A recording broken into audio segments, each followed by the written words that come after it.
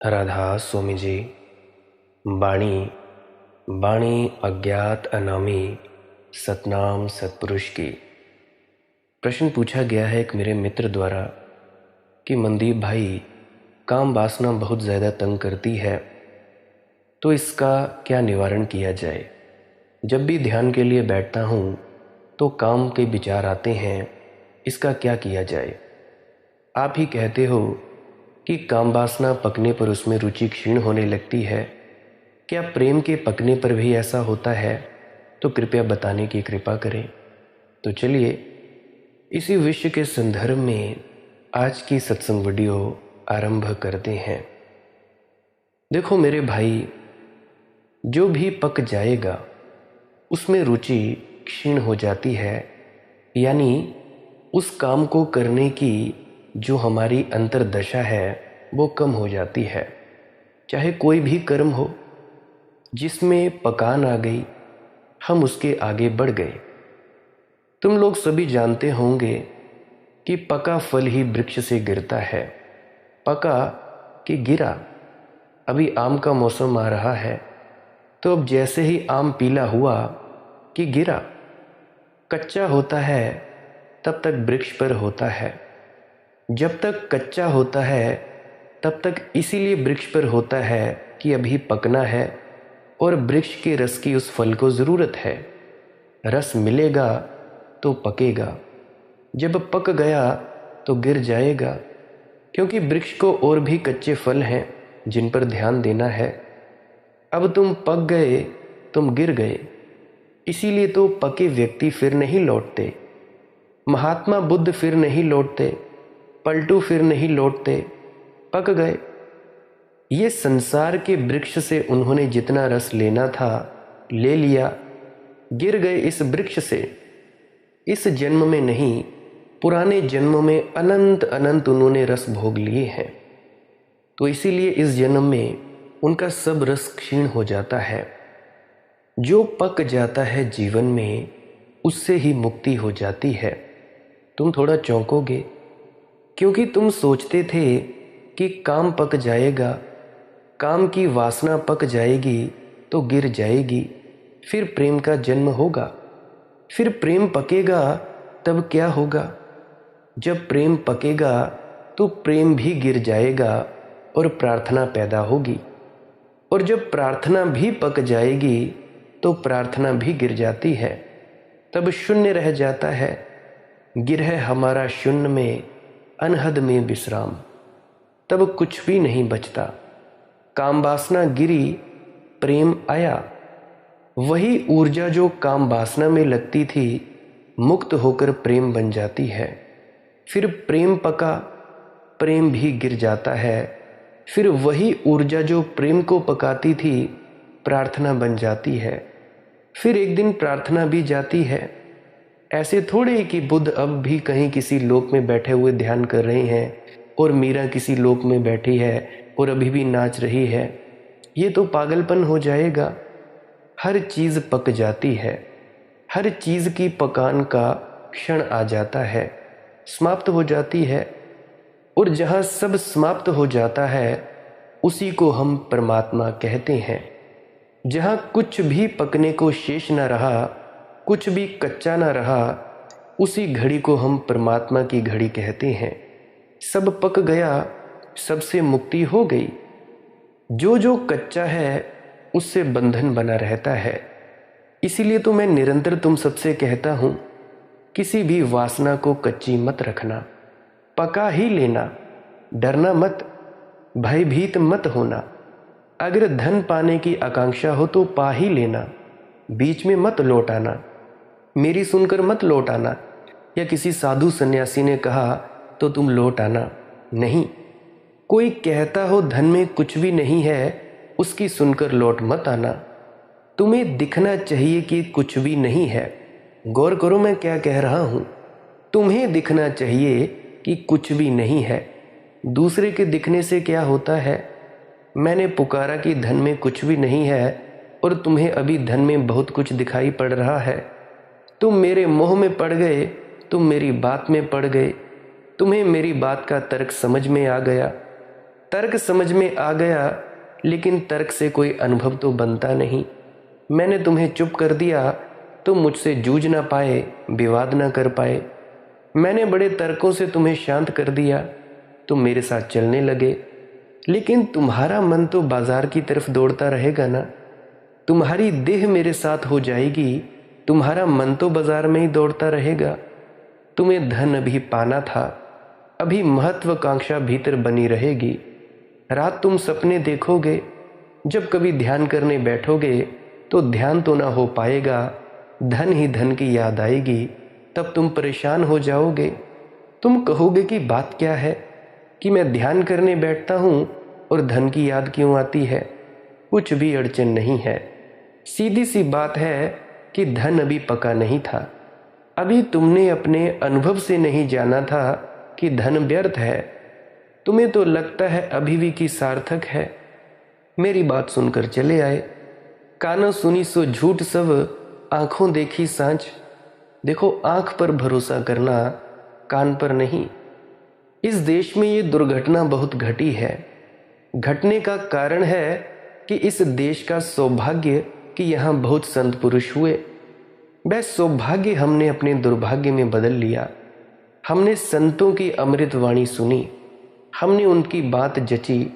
न केवल उनका तर्क प्रबल था, उनके व्यक्तित्व का वजन भी प्रबल था। हमने उनके पास ये अनुभव किया कि वे जो कहते हैं ठीक ही कहते होंगे। मगर ठीक ही कहते होंगे, ठीक ही है, ऐसा हमारे अनुभव से गवाही नहीं मिलती। उनके व्यक्तित्व की गरिमा ने, उनके ज्योतिर्मय रूप ने, उनकी चिन्मय धारा ने हमें आंदोलित किया, प्रभावित किया। हम पीछे चल पड़े और हमारा मन संसार में भटकता रहा। इससे इस देश में बड़ी दुर्गति हुई। लोग कहने को धार्मिक हैं और भीतर इतने सांसारिक, जितने की दुनिया में तुम कहीं ना पाओगे। यहाँ धन को गाली दिए जाते हैं और धन की पकड़ जितनी इस देश में है उतनी कहीं भी नहीं है। धन है भी नहीं पकड़ने को, अब पकड़ ही है और धन को गाली भी दिए जाते हैं। अक्सर तो ऐसा लगता है कि धन को इसीलिए गाली दिए जाते हैं, जैसे लोमड़ी ने अंगूरों को खट्टा कहा था। पहुंच नहीं सकी थी, छलांग बहुत मारी थी, मगर अंगूर के गुच्छे दूर थे। एक खरगोश छिपा देखता था। उसने पूछा, मौसी क्या बात है, बड़ी थकी मांदी कहाँ जा रही हो, अंगूर तक पहुंच नहीं सकी क्या? लोमड़ी नाराज हुई। उसने कहा, ना समझ छोकरे, अंगूर खट्टे हैं।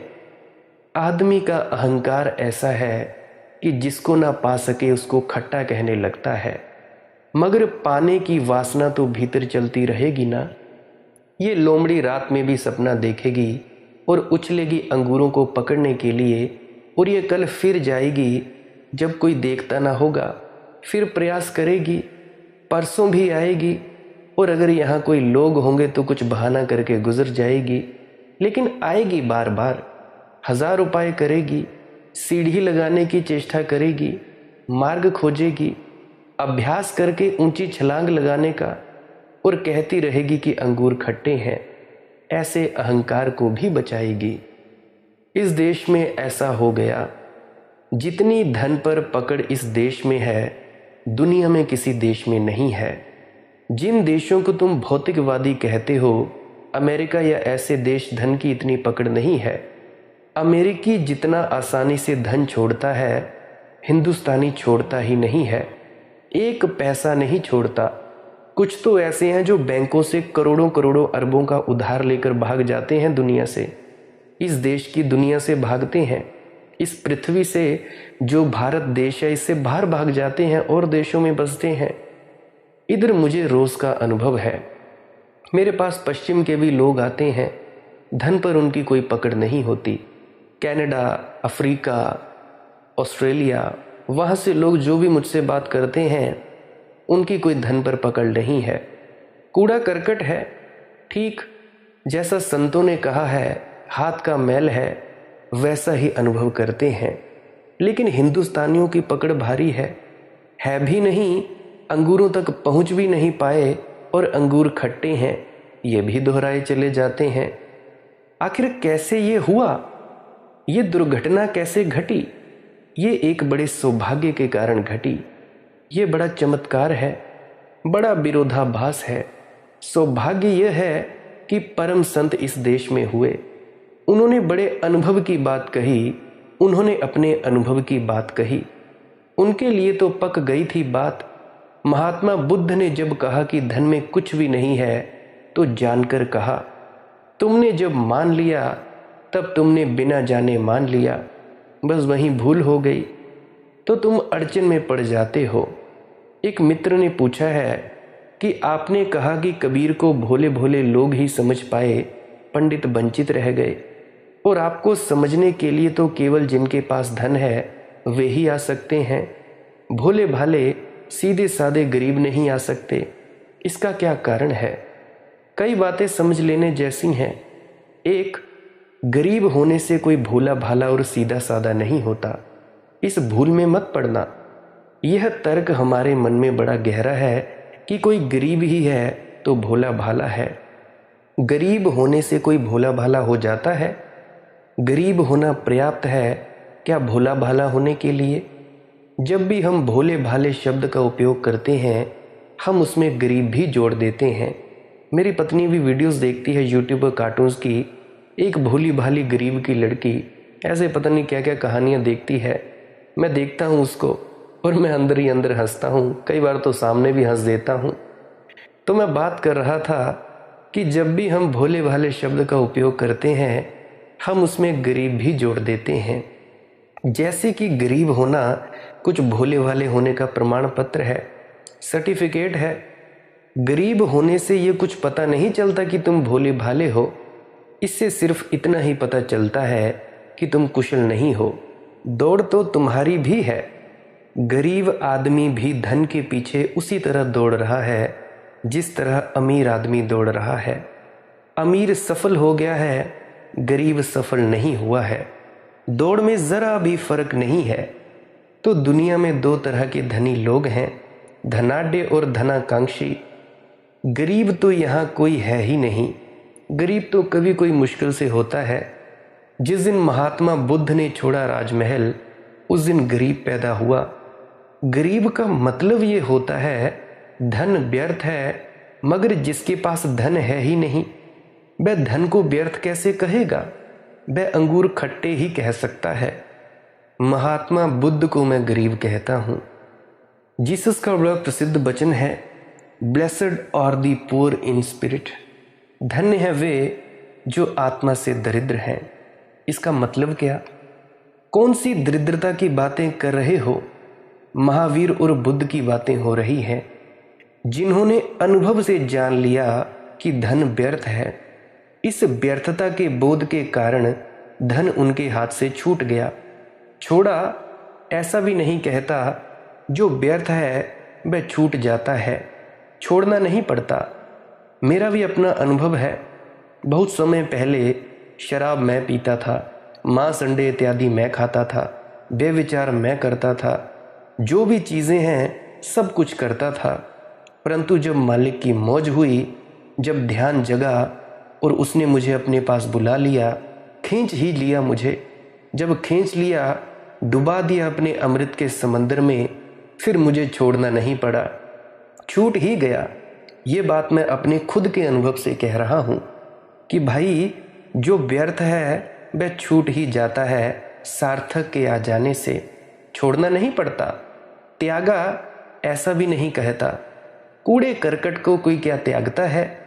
तुम रोज कूड़ा करकट साफ करते हो घर में और कचरे घर में फेंक आते हो, तो तुम कोई जाकर एडवर्टीजमेंट थोड़े करते हो कि आज फिर कूड़ा करकट का त्याग कर दिया, कि भाई इस वीडियो को मैं यूट्यूब पे डालूंगा। बहुत से मूड हैं जो आज डालते हैं। कूड़ा करकट है तो बात खत्म हो गई, त्यागना क्या है? चलो कूड़ा करकट की तो छोड़ो, मलमूत्र की ही बात कर देता हूँ। सुबह जब तुम उठते हो, बाथरूम में जाते हो, नित्य कर्म करते हो, क्योंकि वो कचरा था फेंक दिया, शरीर से बाहर निकाल दिया। तुम क्या पूरे जो तुम्हारा शहर है, गांव है, वहाँ पे ढिंडोरा पीटते हो कि मैंने इसका त्याग कर दिया? त्यागना क्या है? जो सार्थक नहीं था छूट गया। बुद्ध और महावीर गरीब हैं, उस अर्थ में गरीब जिस अर्थ में जीसस कह रहे हैं। लेकिन क्या तुम सोचते हो कि जिनको तुम गरीब कहते हो वे इस अर्थ में गरीब हैं? उनकी दौड़ तो उतनी ही है, महत्वाकांक्षा उतनी ही है, सफल नहीं हो रहे हैं। असफलता का नाम क्या भोला भालापन है? नहीं, अकुशलता है। भोला भालापन क्या है? तुम सोचते हो गांव के आदमी भोले भाले हैं। इस भ्रांति में मत पड़ना, मैं गांव का ही रहने वाला हूँ। गांव के लोग उतने ही दांव पेंच में लगे हैं जितने दांव पेंच में शहर के लोग लगे हैं। हाँ, गांव के दांव पेंच अलग हैं क्योंकि गांव की दुनिया अलग है। गांव में आदमी दांव पेंच करता है कि उसके पास एक अच्छी ऑल्टो हो जाए। वह कोई मर्सिडीज की मांग नहीं करता। ये बात सच है क्योंकि मर्सिडीज वगैरह कार गांव में नहीं चलती। अब जैसे हमारे हिमाचल में ही ले लो, हिमाचल में सबसे ज़्यादा जो कारें हैं वो ऑल्टो रखी हुई हैं। कोई मारुति 800 या ऑल्टो की रखी हैं उन्होंने कारें। मैक्सिमम तुम शिमला में चले जाओ, किन्नौर में चले जाओ, बद्दी में चले जाओ, और भी बहुत सारे स्थानों में चले जाओ, पहाड़ी इलाकों में तुम्हें ज़्यादा बढ़िया कारें नहीं दिखाई पड़ेंगी, बहुत ही कम दिखाई पड़ेंगी। होगे कोई शौकिया तौर पर रखी होगी, मगर सभी की तकरीबन कारें ऑल्टो ही होंगी। सस्ती गाड़ी रखते हैं, उनको ज़्यादा महंगी गाड़ी रखने का कोई शौक़ नहीं। एक तो वो चढ़ती नहीं और ऊपर से सड़कें पतली, लैंडस्लाइड हो गया फिर तो आधी से भी आधी सड़क हो जाती है, तो बड़े झंझट हैं। तो मैं गांव की बात कह रहा था। गांव का व्यक्ति ये नहीं कहता कि मैं भाई मर्सिडीज़ बेंज रख लूँ या मैं कोई लैम्बोर्गिनी रख लूँ, क्योंकि गांव की सड़कें भी कहाँ होती हैं, 5-6 साल बाद कभी बनती हैं, 5-6 साल बाद टूट फूट बिल्कुल टूट के ही होती हैं, तब जाकर बनती हैं। तो वहाँ पर तो ये नहीं चल सकती।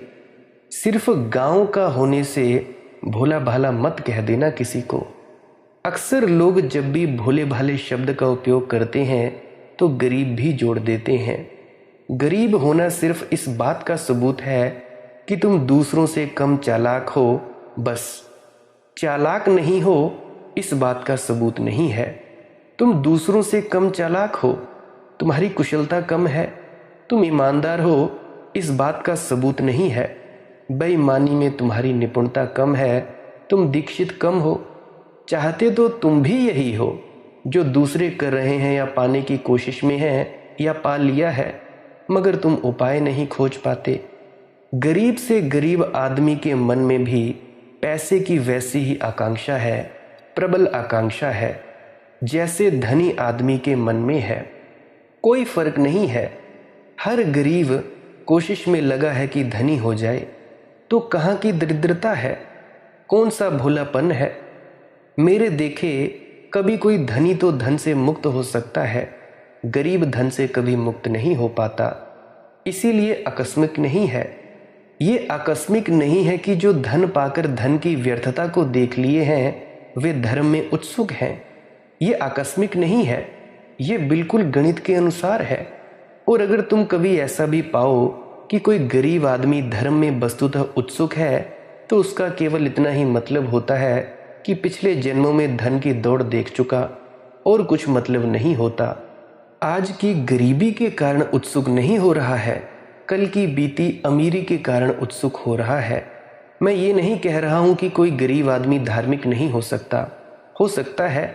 संत पलटू गरीब ही रहे, संत कबीर गरीब ही रहे, संत दरिया गरीब ही रहे, लेकिन ये जन्मों जन्मों में जो धन की दौड़ जानी है और धन की व्यर्थता जानी है, उसका ही संचित सार है। ये गरीबी से नहीं निकला है। अनुभव कि धन व्यर्थ है कैसे निकलेगा? जिनके पास धन नहीं है, धन व्यर्थ है, ऐसा अनुभव कैसे निकलेगा? धन व्यर्थ है ये जानने के लिए धन का होना भी तो ज़रूरी है।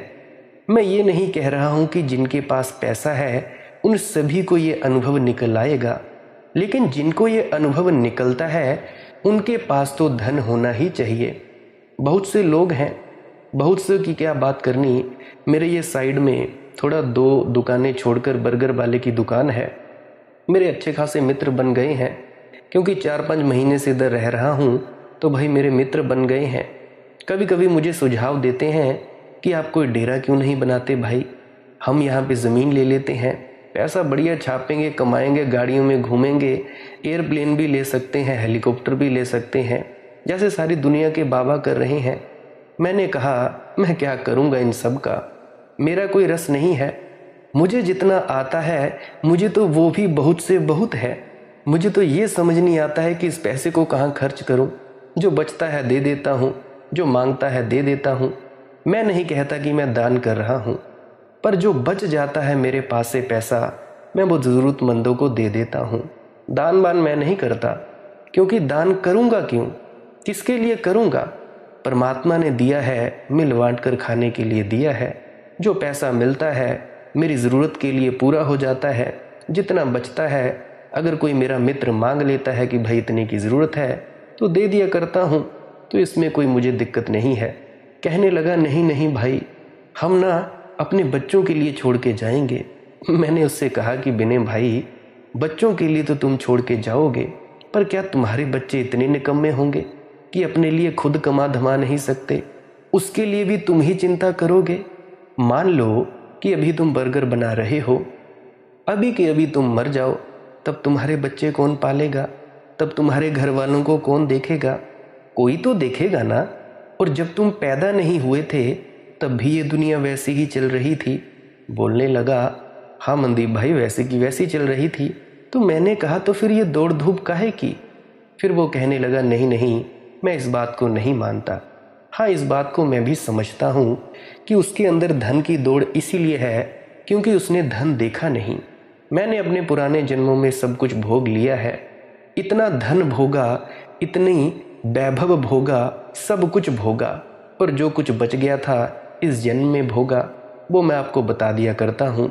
कोई कहता है शराब नहीं पीनी, हालांकि मेरे कहने में ज़्यादा वजन होगा। मैंने कुछ नहीं पाया, तुम भी क्या पा लोगे?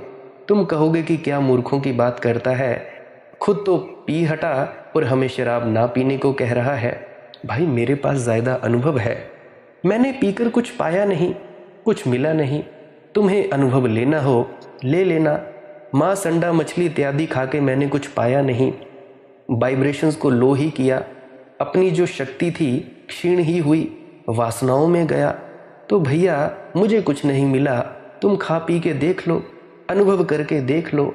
मुझे तो कुछ नहीं मिला, मुझे तो सब व्यर्थ दिखा। तो ऐसे ही मैंने विनय भाई को कहा कि ठीक है भाई, मैं ये काम नहीं करूँगा, तुम अगर खुद करना चाहते तो कर लो। अगर ऐसा होता तो मैं यूट्यूब चैनल है, 1 लाख कम से कम व्यक्ति हैं, अगर उन व्यक्तियों से हज़ार रुपए की भी मांग करूं तो वही पता नहीं कितना धन हो जाएगा। मेरी खुद की कैलकुलेशन से बाहर है, मेरे ख्याल से 1 करोड़ के लगभग धन संपत्ति हो जाएगी। पर मैं करूंगा क्या इतने पैसे का? मेरी कोई इतनी ज़्यादा मांग नहीं, बस अपना घर में रहने के लिए मुझे जो भी चाहिए होता है वो चाहिए, खाना पीना चाहिए, कपड़े इत्यादि चाहिए। कपड़े भी मुझे ज़्यादा नहीं चाहिए होते, वही 3-4 कपड़े चल जाते हैं, सारा साल चल जाते हैं। परंतु मेरी पत्नी अभी ज़्यादा कपड़े खरीद रही है मेरे लिए, 3-4 महीने के बाद खरीद ही लेती है, वो उसकी मौज, मैं उसको मना नहीं करता, परंतु मुझे कोई ऐसे शौक़ नहीं है। तो वो कहने लगा विनय कि भाई मैं तो ऐसा कर ही दूंगा। मैंने बोला भाई कर लेना, तुम्हारी मौज, मैं तुम्हें कहाँ रोक रहा हूँ। मेरी तो इच्छा समाप्त हो गई, मेरी अब ज़रूरत ही है, खाने के लिए भोजन मिल जाए बस बढ़िया है, और तो क्या ही चाहिए। तो मैं ये कहता हूँ, जिनको ये दिख गया, अनुभव आ गया कि सब व्यर्थ है, केवल वही छोड़ सकता है, केवल अनुभव मात्र। इसीलिए मैं तुम लोगों से नहीं कहता कि धन मत कमाओ, मैं कहता हूँ धन कमाओ, धन के अंबार लगा दो, तुम धन ही धन कमाओ, इतना कमाओ कि तुम्हें व्यर्थता दिख जाए। मैं तुम्हें नहीं कहता कि कुछ मत खाओ पियो, इतना खाओ कि तुम बोर हो जाओ, ऊब हो जाओ उस चीज़ से। मैं अपनी पत्नी की उदाहरण देने वाला हूँ आपको। मेरी पत्नी पहले पिज़्ज़ा बहुत ज़्यादा खाती थी, 1-1.5 साल पहले की बात है। तीसरे दिन पिज़्ज़ा, चौथे दिन पिज़्ज़ा, 5वें दिन मैंने बोला तू खाती जा। आज अगर मैं उसके सामने भी रख दूंगा ना पिज़्ज़ा कि भाई तू खा, वो कहती मेरा दिल नहीं है। उसका मन ही भर गया, इतना पिज़्ज़ा खा लिया उसने कि अब वो खाती ही नहीं। बाहर की चीज़ें इतनी उसने खा ली कि उसका दिल ही नहीं करता कि मैं कोई बाहर की चीज़ें खाऊं। अभी हाल ही में पिछले महीने मोमोज़ की लत लग पड़ी उसे। मोमोज़ खाऊंगी, हर तीसरे दिन मोमोज़, स्प्रिंग रोल, हर तीसरे दिन। अभी यार 2-4 दिन पहले की बात है, पेट में इन्फेक्शन हो गया, कोई कट्स वगैरह लग गए, इतनी लाल चटनी खाने लगी। अब उसका कोई दिल नहीं करता। अब उसे पता लगा कि नहीं, इसको खाने से नुकसान भी होता है। तो उसने अनुभव कर लिया। जिसको पता लग गया कि आग में हाथ डालने से हाथ जल जाता है, वो क्यों भाई बार बार आग में हाथ डालेगा। उसी प्रकार से जो काम वासना की दौड़ में दौड़े हैं, उनके जीवन में काम वासना की व्यर्थता साफ हो जाती है। जिन्होंने पद की दौड़ में भाग लिया है, वे धीरे धीरे पद की व्यर्थता को देखने लगते हैं। जो पद की दौड़ में है, धन की दौड़ में है, महत्वाकांक्षा की दौड़ में है, पैसा भी जिनके पास है, पद भी जिनके पास है, और फिर भी उनको पद और धन की व्यर्थता नहीं दिखाई पड़ती, वे गंवार हैं। उनके पास बुद्धि नहीं है, वे बुद्धू हैं। मेरे देखे अगर कोई गरीब आदमी धर्म में उत्सुक हो जाए तो बड़ा बुद्धिमान है, और अमीर आदमी धर्म में उत्सुक न हो तो बड़ा बुद्धू है। गरीब उत्सुक हो जाए तो वह यही बात बता रहा है कि उसके पास बड़ी प्रज्ञा, बड़ी समझ है। समझ जन्मों जन्मों में इकट्ठा की होगी, निचोड़ है उसके पास। गरीब रहते और धर्म में उत्सुक हो गया, इसके लिए बड़ी क्रांतिकारी समझ चाहिए। और धन होते हुए भी धन से जो मुक्त न हो, उसके लिए बड़ी जड़ बुद्धि चाहिए। सब है और उसको दिखाई नहीं पड़ता कि इसमें कुछ भी सार नहीं है। जब सब हो तो दिखाई पड़ना ही चाहिए कि इसमें कुछ भी नहीं है। निरंतर सदा ही जब कोई धनी देश होता है तब धार्मिक होता है, और जब कोई देश दरिद्र हो जाता है तो उसके पास एक ही धर्म बचता है। उसको कम्युनिज्म कहो, समाजवाद कहो, या कुछ और नाम दे दो। गरीब देश के पास एक ही धर्म बचता है, साम्यवाद। केवल अमीर देश के पास ही धर्म होता है। यह बुद्ध और महावीर के समय इस देश की ऊंचाइयां देखी तुमने, स्वर्ण शिखर देखे। ये देश सोने की चिड़िया थी, तब इसने धर्म की उड़ान ली। आज ये देश गरीब है। आज इस गरीब देश के पास धर्म की केवल राख रह गई है, लाश रह गई है। इसका असली भाव तो आज कम्युनिज्म का है, असली भाव तो समाजवाद का है। इसीलिए राजनेता कोई भी हो, पार्टी कोई भी बदले, लेकिन समाजवाद की तरफ दोनों को सिर झुकाना पड़ता है। गैर समाजवादी को भी समाजवाद का नारा लगाना पड़ता है, तो ही वोट मिलता है। कोई समाजवादी हो या ना हो, इससे कोई फर्क नहीं पड़ता। लेकिन लोग एक बात जानते हैं कि जनता भूखी है, दीन है, दरिद्र है, और एक ही भाषा समझ सकती है आज।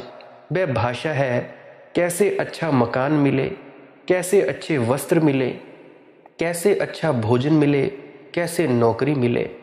और ये बात ठीक भी है, इसमें कुछ बुराई भी नहीं है, कुछ गलती भी नहीं है। भूखा आदमी भोजन की भाषा समझता है। कितनी सदियों से हमने सुना है और कहा है, भूखे भजन ना होए गोपाला। ठीक ही बात है, भूखे भजन नहीं हो सकते।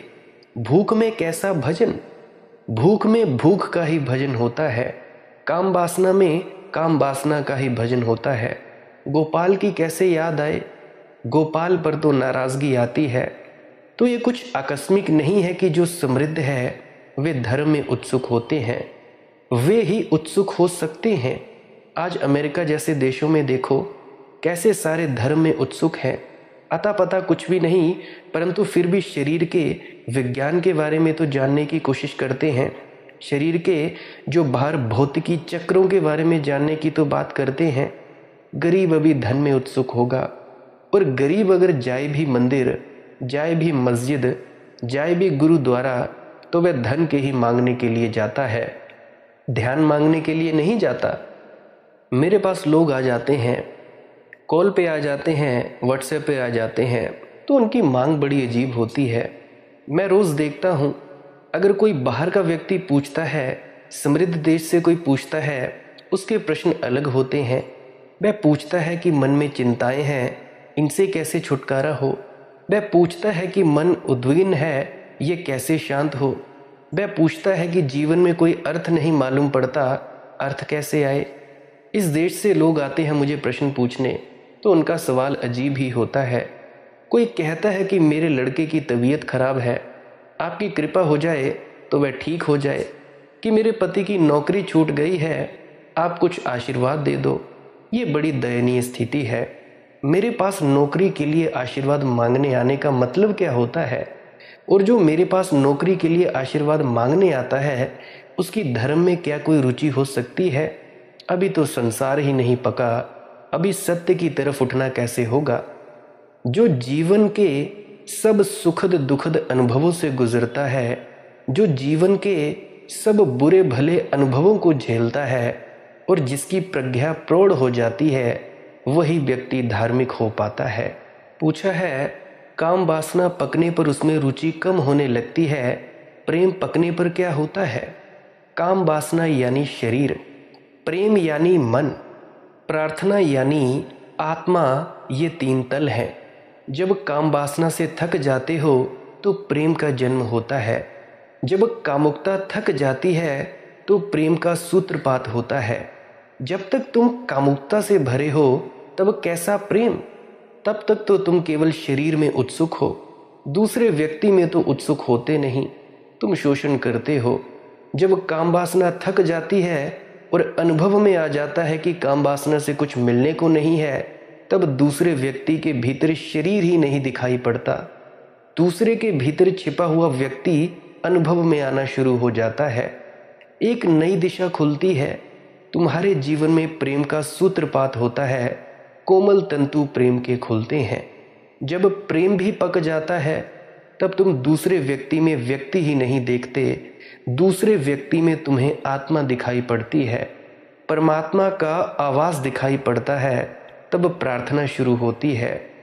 काम वासना को ऐसे समझो कि कली फूल की कली, प्रेम को ऐसे समझो कि कली खिल गई, फूल बन गया, और प्रार्थना को ऐसे समझो कि सुबास युक्त हो गई फूल से, हवा गंध से भर गई। लेकिन जब प्रार्थना भी पक जाती है तो वह भी शांत हो जाती है। जब काम वासना भी गई, प्रेम भी गया, प्रार्थना भी गई, सब चला गया और मात्र शून्य रह गया भीतर। ना कोई भाव उठते हैं, ना कोई विचार उठते हैं, ना कोई संसार बचा, ना कोई मोक्ष सचखंड इत्यादि बचा, ना पदार्थ बचा और ना परमात्मा बचा। जहां अब कोई चीज बची ही नहीं, वहां तुम मूल स्रोत पर आ गए। यही क्रांति घटती है, यही समाधि फलित होती है।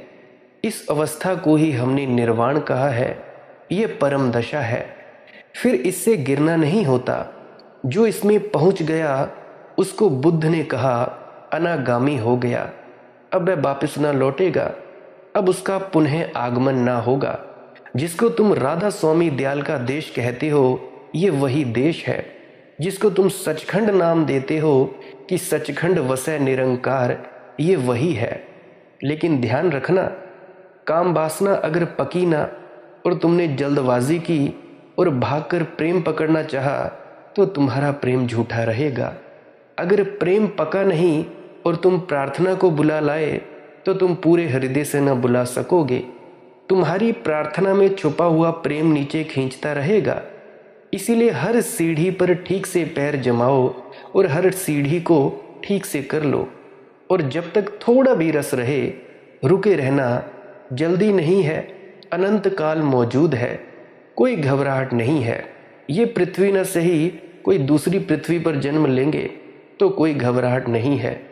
जब उस सीढ़ी से पूरी तरह छुटकारा हो जाए, जरा भी राग न रह जाए, जरा भी रस न रह जाए, जरा भी भाव न रह जाए, तब दूसरी सीढ़ी पर कदम रखना।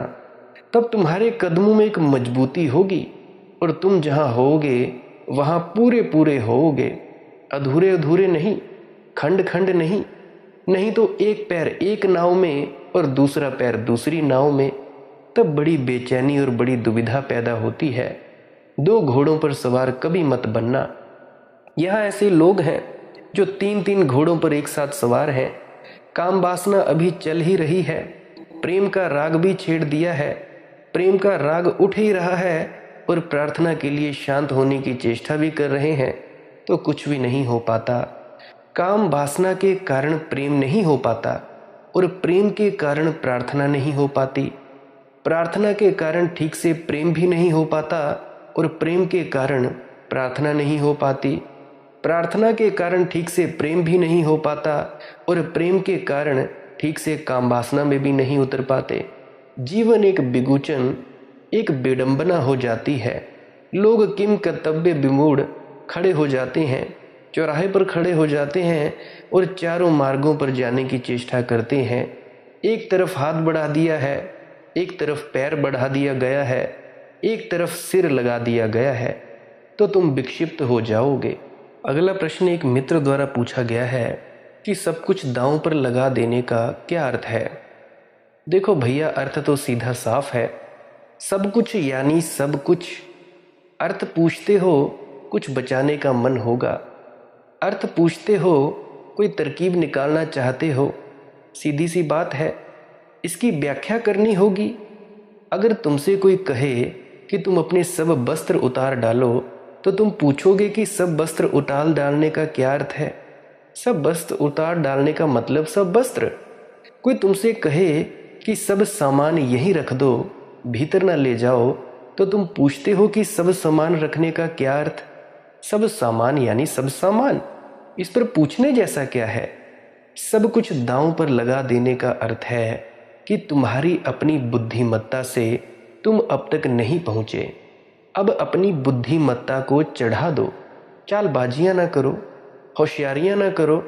लोग होशियारियाँ कर रहे हैं, इसीलिए सद्गुरु को मिलकर भी तुम नहीं मिल पाओगे, क्योंकि तुम सद्गुरु के साथ भी चालबाजियाँ करते हो। बहुत से लोग हैं, नामदान लेने चले जाते हैं। नामदान लेने जाते हैं, एक से मैंने पूछ लिया कि भाई नामदान लेके क्या करोगे। कहने लगे कि भाई आपने पूछ ही लिया है तो कैसे छिपाऊं, इसीलिए ले रहा हूं कि शायद नामदान लेने से ध्यान लग जाए। फिर मैंने उनसे पूछा कि जब तुम घर में जाओगे तो क्या तुम ये प्रैक्टिस करोगे जो तुम्हें नामदान दिया गया है यहाँ। ये उस समय की बात है जब मैं डेरे में था। तब मैंने उस व्यक्ति से पूछा, तो उस व्यक्ति ने कहा, पूछ ही लिया आपने तो आपसे कैसे छिपाऊं। जब मैं घर जाऊंगा तो कौन देखने वाला है कि मैंने कितना जप किया है, कितना नहीं किया है, मैंने पूरी प्रैक्टिस की है या नहीं की है। शायद यह नामदान लेने से ध्यान में गति आ जाए।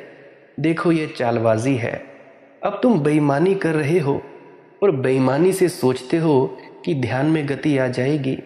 किसको धोखा दे रहे हो? अपने को ही धोखा दे रहे हो। तुमसे कहा किसने कि तुम नामदान ले लो? तुम ध्यान करो। ध्यान करने से नामदान जो शक्ति आती है वो अपने आप आ जाती है। नामदान लेने से कैसे ध्यान आ जाएगा? तुम ध्यान करो, कम से कम थोड़े निष्कपट तो रहो। वहाँ भी तुम निष्कपट नहीं होते हो, वहाँ भी तुम चालसाजियाँ करते होते हो। अब जैसे ही तुम लोग नामदान लेकर घर पहुँचते हो, कौन देखने वाला है कि तुम प्रैक्टिस अपनी पूरी तरह से कर रहे हो या नहीं कर रहे हो। फिर तुम जैसे लोग ही होते हैं जो कहीं दूसरों पे जाते हैं, दूसरे शिविरों में जाते हैं, कहीं कहीं जाते हैं, कहीं वहीं जाते हैं, वहाँ पे कहते हैं कि भाई कुछ मिला नहीं। याद रखना, अगर तुमने एक जगह भी कुछ नहीं लिया तो तुम दूसरी जगह भी फंसोगे, मरोगे। वहाँ पे भी तुम लोगों को कुछ नहीं मिलेगा। बहुत से आ जाते हैं मेरे पास, कहते हैं कि जी मैंने 4 गुरु बदल लिए, 5वां गुरु आपको बनाना है। मैं कहता हूँ भैया माफ़ करिए, मैं एक सीधा साधा साधक हूँ, मुझे कोई लेना देना नहीं है। मैं कोई गुरु पीर पैगंबर नहीं, मैं एक साधारण व्यक्ति हूँ, आपकी ही तरह खाता पीता हूँ। हुआ बस इतना है कि परमात्मा ने मुझे खींच लिया है अपने पास और आपको अभी खींचना है, बस इतना सा ही फ़र्क है। नैन नक्श मेरे आपके जैसे हैं, वही 2 आँखें जैसी आपकी हैं वैसे मेरी हैं, वही नाक मेरा है जैसा मेरा है वैसा आपका है, वही बाल हैं वही शरीर है, वैसे ही खाता पीता हूँ। कांच वगैरह तो मैं चबाता नहीं, लकड़ी वगैरह मैं खाता नहीं, वही खाना खाता हूँ।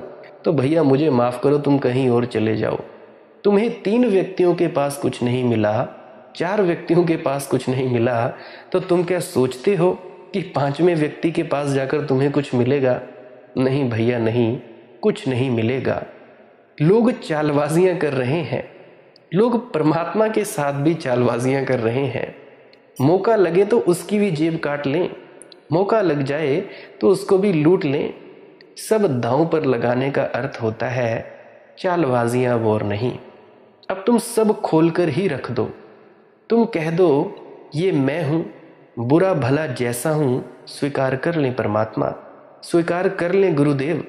बुराइयां नहीं है ऐसा भी नहीं कहता, भलाइयां भलाइयां है ऐसा दावा भी नहीं करता।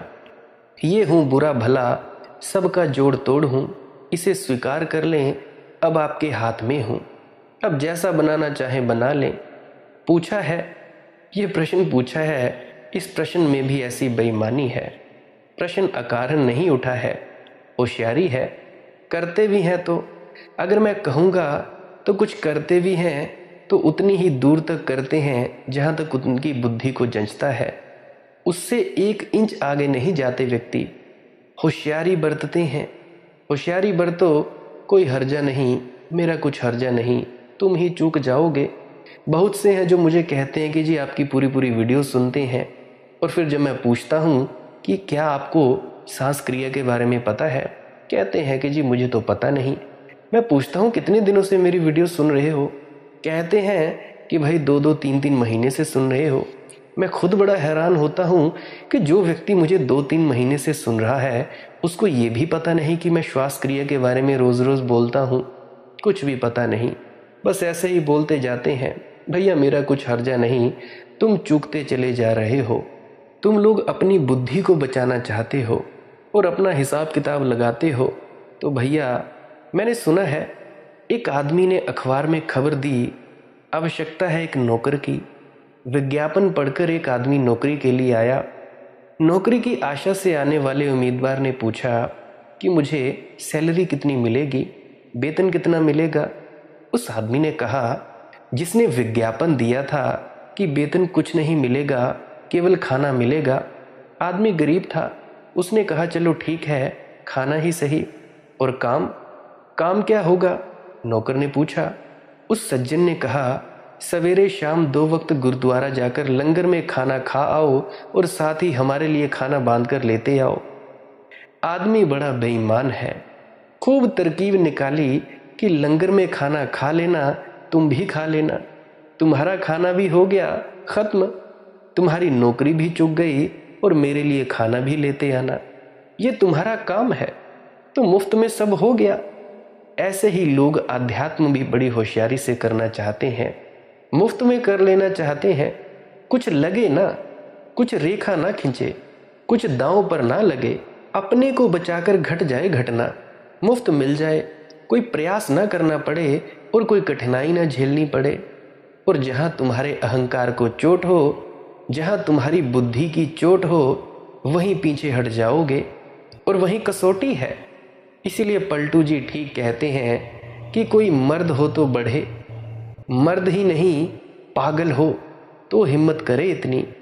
सब दांव पर लगा देने का अर्थ है पागल की तरह दांव पर लगा देना, फिर पीछे लौटकर देखना नहीं।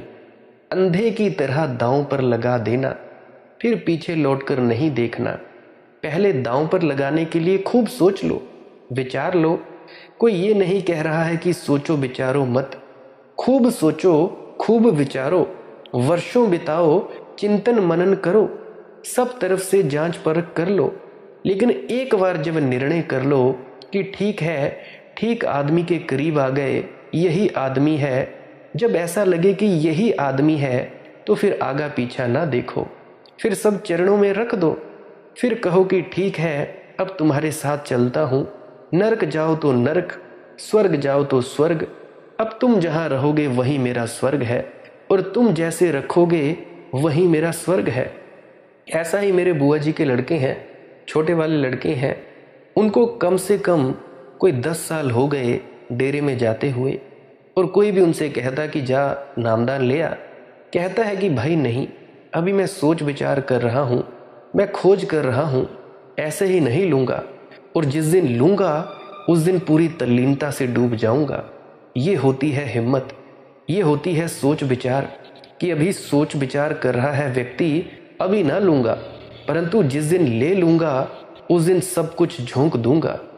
देखो, अहंकार दांव पर लगा देने का अर्थ है तुम नामदान भी लेते हो तो तुम अहंकार दांव पर नहीं लगाते। दो तरह के लोग नामदान लेते हैं। एक है जो नामदान सोच विचार कर लेते हैं, जो कहते हैं हम सोचेंगे विचारेंगे, सब तरह का पक्ष विपक्ष करेंगे, फिर अपना निर्णय लेंगे, फिर नामदान लेंगे या गुरु दीक्षा लेंगे। दूसरे हैं जो भाव से नामदान लेते हैं, विचार से नहीं। बड़ा अन्य नामदान है उनका। आंसुओं के माध्यम से नामदान लेते हैं, तर्क के माध्यम से नहीं। रस विभोर होकर गुरु दीक्षा लेते हैं, निष्पत्ति से नहीं, निष्कर्ष से नहीं। बुद्धि को एक तरफ लगकर डूब जाते हैं। मुझे बात याद आती है विजय शर्मा जी की। वे गुरु दीक्षा देते थे। उनके पास लोग आते हैं उनसे उन्होंने पूछा, एक व्यक्ति आया, पूछा कि भाई कुछ सोच लो। कहने लगा सोचना क्या।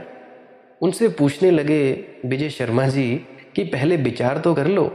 कहने लगे अब विचारना क्या, आपको देखा बात हो गई। आप अगर अपात्र समझें तो ना दे दीक्षा, आप अगर ना दे तो आपकी मर्जी, मगर मैं लेने को हूँ।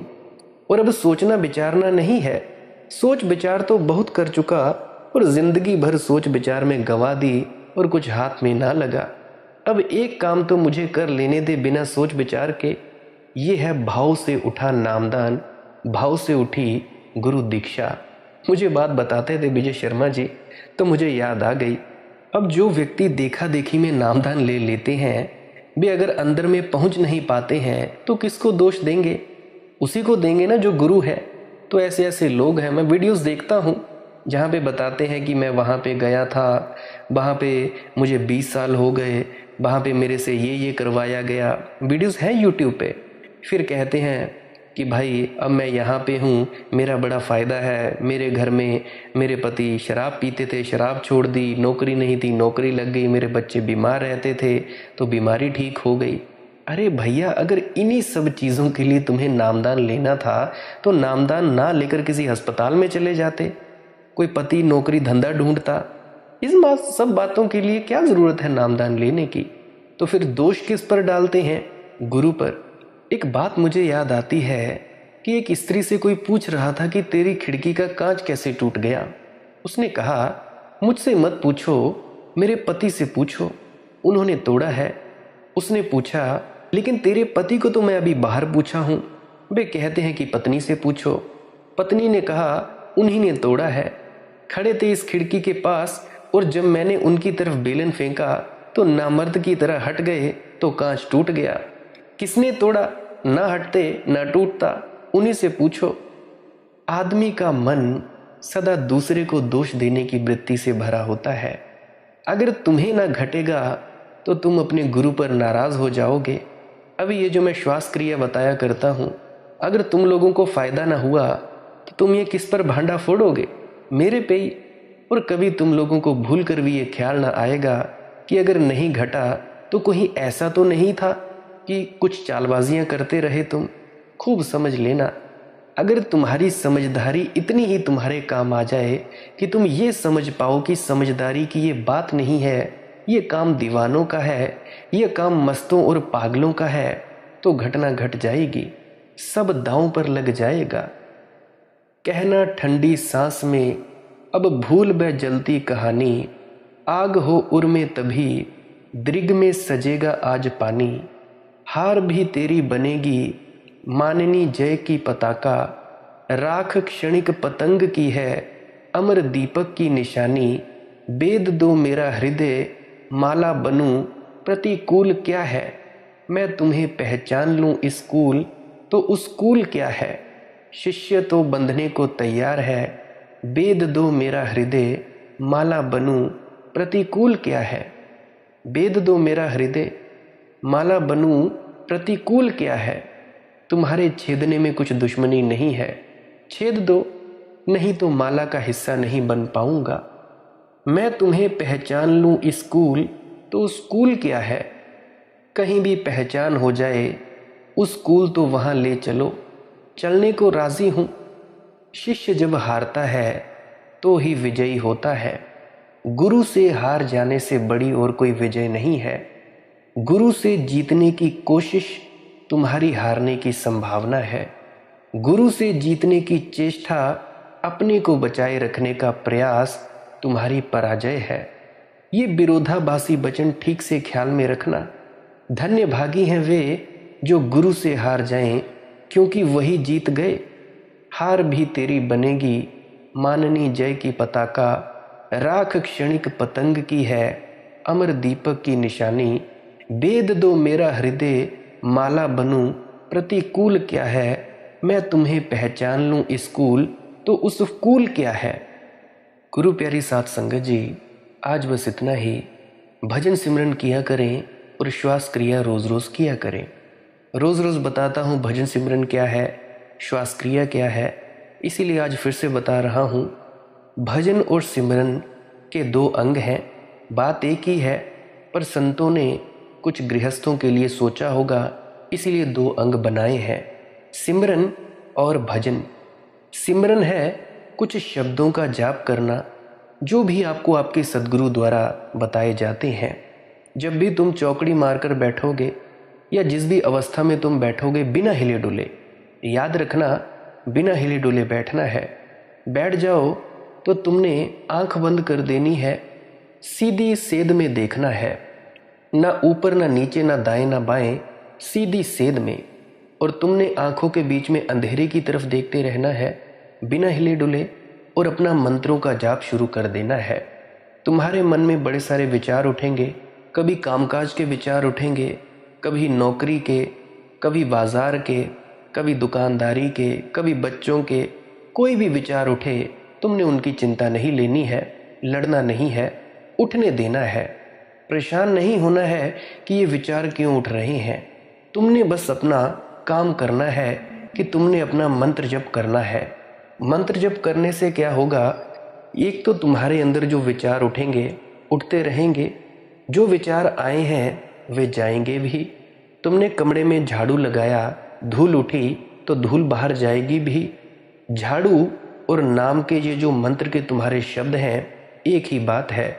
जैसे ही तुम इन मंत्रों को जपोगे तो झाड़ू लगता जाएगा। मंत्रों को जपोगे तो तुम्हारे अंदर सिर्फ एक ही मंत्र रहेगा। अब जैसे तुमने कमरे में झाड़ू लगाया, झाड़ू लगाते गए सारी धूल बाहर फेंक दी। अब जब तुमने सारी धूल बाहर फेंक दी तो क्या तुम उस झाड़ू को कमरे में फिर भी रखोगे? नहीं रखोगे। तो उसी प्रकार से ये जो भी तुम जाप करते हो उसका इतना ही फायदा है। जैसे ही तुम्हारा मन में कोई विचार ना बचा, अंदर सिर्फ अंधेरा ही बचा, अंधेरे के बाद एक प्रकाश का पुंज दिखाई देता है, फिर तुमने क्या करना है, इस मंत्र को जपना बंद कर देना है। बंद करके तुमने अपनी आंख बंद ही रखनी है, बिना हिले डुले तुमने आंखों के सामने ही देखते रहना है। इस प्रकाश के पुंज को देखते रहना है और अनहद नाद की ध्वनि को सुनते रहना है। ध्यान दोनों आंखों के मध्य में और कानों से तुम्हें आवाज़ सुनाई दे रही है, सुनते रहना है और इसमें लीन होते जाना है। सुनते सुनते जब तुम प्रकाश में लीन हो जाओगे, डूब जाओगे, तो ये धीरे धीरे तुम्हें वहाँ पहुँचा देगा जहाँ तुम्हारा अपना होना है, जिसको सचखंड कहते हैं, जिसको राधा स्वामी दयाल का देश कहते हैं, या जिसको जो भी तुम नाम देना चाहो दे सकते हो। और एक बहुत समस्या रहती है नींद की। देखो, नींद की समस्या जो होती है वो सभी को आती है। जब भी हमारा मन शांत होता है तो हम सो जाते हैं। तो नींद के लिए क्या करना है, अगर आप सुबह 2:30-3 बजे उठकर बैठते हो या 5 बजे उठकर बैठते हो, आपकी अपनी मौज है। तो अगर आप रात के बाद सुबह बैठते हो तो रात को 9 बजे से पहले पहले आपने हल्का भोजन खाना है, ताकि जब आप उठो और आपको जब भजन सिमरन के लिए बैठने के लिए वक्त मिले तो आपको तब नींद ना आए।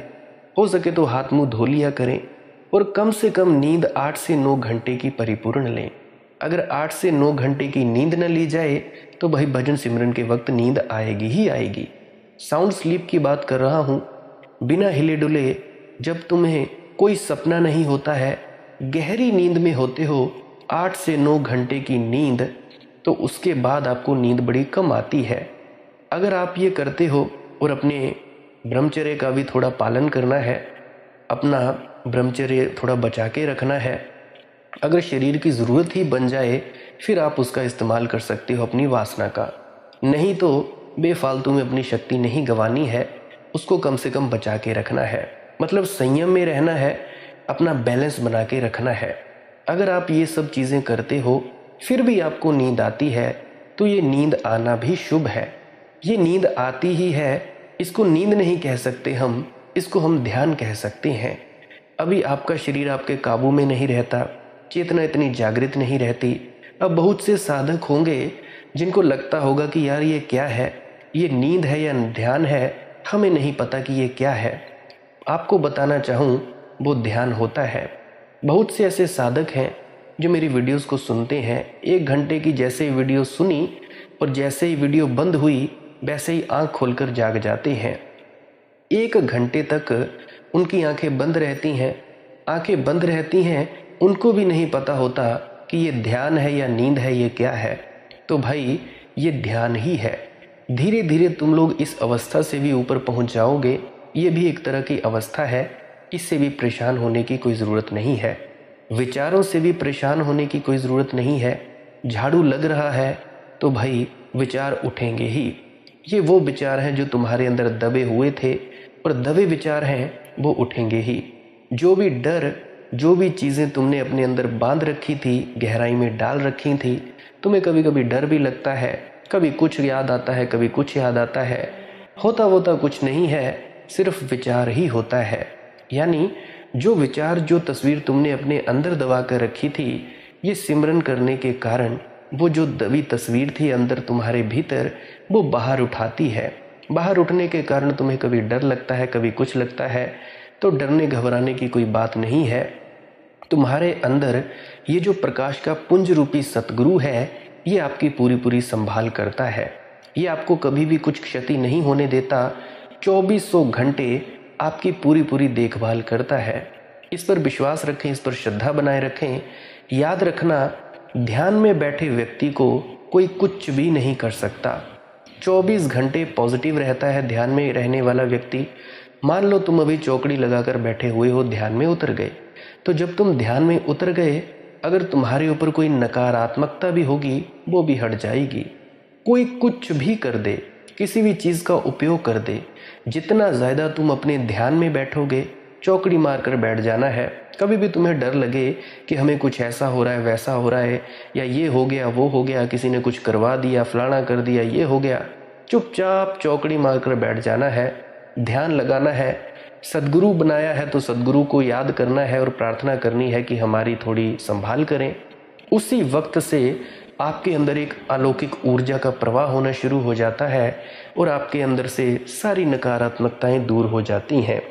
और ध्यान रहे, मांस, शराब और अंडे से इससे थोड़ा परहेज़ रखा करें। इससे भी शरीर नकारात्मक हो जाता है और नकारात्मक होने के कारण नकारात्मक शक्तियों को अपनी ओर खींचता है। तो इसीलिए इससे भी थोड़ा परहेज़ रखें। नहीं कर सकते तो आपकी अपनी मौज है, मैं कोई बाधित नहीं करता कि आप इसे छोड़ ही दें। छोड़ने के लिए भी ये उपाय बताता हूँ, वो है श्वास क्रिया। श्वास क्रिया के करने से ये भी जो नशे की आदत है ये छूट जाती है। किसी को नींद नहीं आती तो नींद भी आने लगती है। तो ये तो थी बात। अगली बात करना चाहूँगा श्वास क्रिया के बारे में। इसमें क्या करते हैं, लंबे लंबे सांस लेते हैं। नाक से सांस लेना है और मुंह से छोड़ना है। लंबा सांस लेना है। अभी जैसे तुम धीरे धीरे सांस ले रहे हो, छोटा सांस आ रहा है, पूरा लंबा सांस लिया और मुंह से एकदम से छोड़ दिया। जैसे गुब्बारे में हवा भरते हैं, गुब्बारा फूल जाता है, ऐसे ही तुम्हारे अंदर जब तुम सांस लोगे तुम्हारे फेफड़े फूल जाएंगे और मुंह से एकदम से छोड़ देना है। 15 से 20 मिनट इस प्रक्रिया को करना है। अगर कोई लगातार नहीं कर सकता तो 2-2, 3-3, 4-4, 5-5 सांसें लें। 1 मिनट रुके, फिर से करने लगे। 2 मिनट रुके, फिर से करने लगे। अगर कोई मिनटों के हिसाब से करना चाहता है, 4 मिनट सांसें ले ली लंबी लंबी, 2 मिनट सांस ले लिया, थोड़ा रुक गए, आराम लिया, फिर से करने लगे, फिर रुक गए। कम से कम इस प्रक्रिया को 15 से 20 मिनट या 30 मिनट ज़रूर करें। इस प्रक्रिया को ज़रूर दें। देखो, इस प्रक्रिया से आपको शारीरिक, मानसिक और आध्यात्मिक लाभ मिलने वाला है। आपको शारीरिक बीमारियां कम होंगी, मानसिक बीमारियां कम होंगी, क्योंकि आपकी नींद बड़ी गहरी हो जाएगी इस प्रक्रिया को करने के कारण। जितना ज़्यादा ऑक्सीजन हमारे शरीर में जाती है, उतना ही ज़्यादा हमारा शरीर बढ़िया तरीके से काम करने में संलग्न हो जाता है। तो ये और भी एक अच्छा प्राणायाम है। प्राणायाम मान लो, कुछ भी मान लो, करना क्या है, कुछ भी नहीं, लंबे लंबे सांस लेने हैं। आप लेटे लेटे भी इस प्रक्रिया को कर सकते हो। जो व्यक्ति बैठ नहीं सकते, जो सोचते हैं कि हाँ हमारा क्या होगा क्या नहीं, वो लेटे लेटे इस प्रक्रिया को कर सकते हैं। लंबे लंबे सांस लेने हैं, नाक से सांस लेना है और मुंह से छोड़ना है।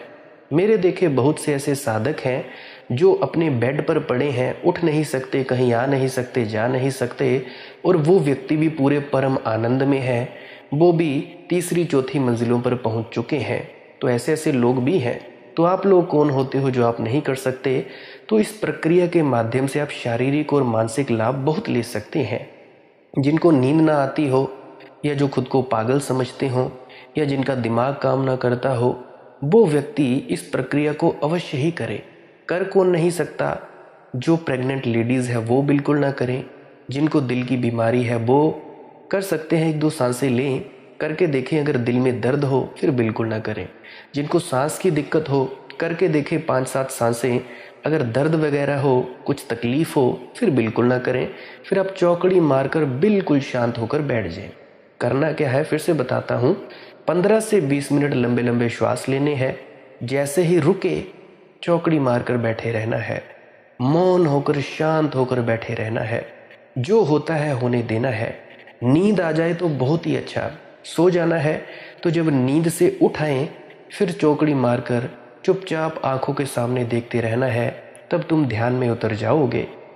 ये जो नींद आएगी, ये बड़ी बढ़िया नींद आएगी। अगर आपको इस प्रक्रिया के समान कंपन हो, शरीर में रीढ़ की हड्डी में कुछ घूमता महसूस हो, चिंता नहीं लेनी है। ये सब सहज प्रक्रिया है। दिमाग घूमे, उसकी भी चिंता नहीं लेनी है। ये भी सहज प्रक्रिया है। दिने दोपहरे मरने से डर लगे, उसकी भी कोई चिंता नहीं लेनी है। मरता कोई भी नहीं है। मैं आपके सामने एक उदाहरण हूँ। मैं नहीं मरा आज तक, तो आप लोग तो क्या ही मरोगे। संत महात्मा नहीं मरे आज तक, तो आप लोग तो क्या ही मरोगे। चूँकि मैं औरों के बारे में ज़्यादा जानता नहीं कि उनका अनुभव क्या है, वो तो वो ही जानते होंगे, पर मैं अपने अनुभव की बात ज़्यादा करना पसंद करता हूँ। तो मैं नहीं मरा तो आप क्या ही मरोगे। मरता कोई भी नहीं। कोई भी कुछ भी हो जाए, आँख नहीं खोलनी है, बस आँख बंद ही रखनी है। कोशिश तो यही रहे। अगर फिर भी टांगे वगैरह दर्द कर दें, आसन बदलना पड़े, तो आप जी खुशी से बदल सकते हैं। धीरे धीरे वक्त और टाइमिंग्स को बढ़ाते जाना है। तो ये थी प्रक्रिया श्वास क्रिया। कोई भी व्यक्ति कर सकता है, और मैंने साथ में इसके प्रिकॉशंस भी बता दिए, क्या करना है क्या नहीं करना है। खाना खाने के 1 घंटे बाद कर सकते हैं, क्योंकि अगर खाना खाने के ठीक बाद करोगे तो खाना एकदम से ऊपर आ जाएगा, कोई फ़ायदा नहीं होगा। 1 घंटे बाद करें। कमरे के अंदर कर सकते हैं, बाहर कर सकते हैं, खेत में कर सकते हैं, छत पे कर सकते हैं। तो ज़रा आप जैसे मर्ज़ी आप चाहो कर सकते हैं। कमरे के अंदर करेंगे तो भाई आपको खिड़की वगैरह खुली रखनी होगी। बाहर करेंगे तो खिड़की तो खोलने की ज़रूरत नहीं। कहने का मतलब शुद्ध वायु अंदर लेनी है। रसोई के पास नहीं करना है, क्योंकि रसोई का धुआं लगता है। तो अगर काला ही धुआं अंदर लेना है तो क्या फ़ायदा। और दूसरा, धूल वाले क्षेत्र से थोड़ा दूर रहें। जब धूल उड़ रही हो तब ना करें। ये तो सामान्य ज्ञान है, सामान्य आपकी समझ होनी चाहिए, कॉमन सेंस, कि हमने धूल वाले क्षेत्र में नहीं करना है। बाकी आप कहीं मर्जी कर सकते हैं। ये थी श्वास क्रिया और भजन सिमरन। लाइक कर सकते हैं इस वीडियो को। अगर आप जी को इस वीडियो से कुछ सीखने को मिला है, कमेंट सेक्शन में राधा स्वामी लिख सकते हैं, या जो भी लिख सकते हैं जो आपको पसंद है, जो भी आपका सुझाव हो दे सकते हैं। प्रश्न है अगर आपका कोई तो कमेंट सेक्शन में पूछ सकते हैं। और एक आपसे और विनम्र प्रार्थना है कि प्रश्न पूछने के साथ साथ पुरानी वीडियोस को अवश्य सुन लिया करें। क्या पता आपके प्रश्न का जवाब पुरानी वीडियो में हो। अगर आपको पुरानी वीडियो में मिल जाए फिर तो क्या ही बात है। सब्सक्राइब कर सकते हैं इस चैनल को अगर रोज़ रोज़ नए नए सत्संग सुनना चाहते हो। सत्संग का वक्त रहता है सुबह 5 बजे से लेकर 7 बजे तक। जब भी कोई सत्संग डले आप उसका आनंद ले सकते हो। आप मेरी इन सत्संग वीडियोस का प्रयोग ले सकते हो अपने ध्यान में उतरने के लिए, अपने प्रश्नों का जवाब लेने के लिए, और अपने बहमों भरमों से दूर आने के लिए। और हाँ, एक और बात याद आ रही है, जल्दबाजी कोई ना करे। कोई भी जल्दबाजी मत करे। कि मुझे कुछ दिखाई नहीं दिया, अभी अंधेरा ही दिखता है, ये नहीं हुआ, वो नहीं हुआ, उनसे मेरी विनम्र प्रार्थना है जल्दबाजी ना करें।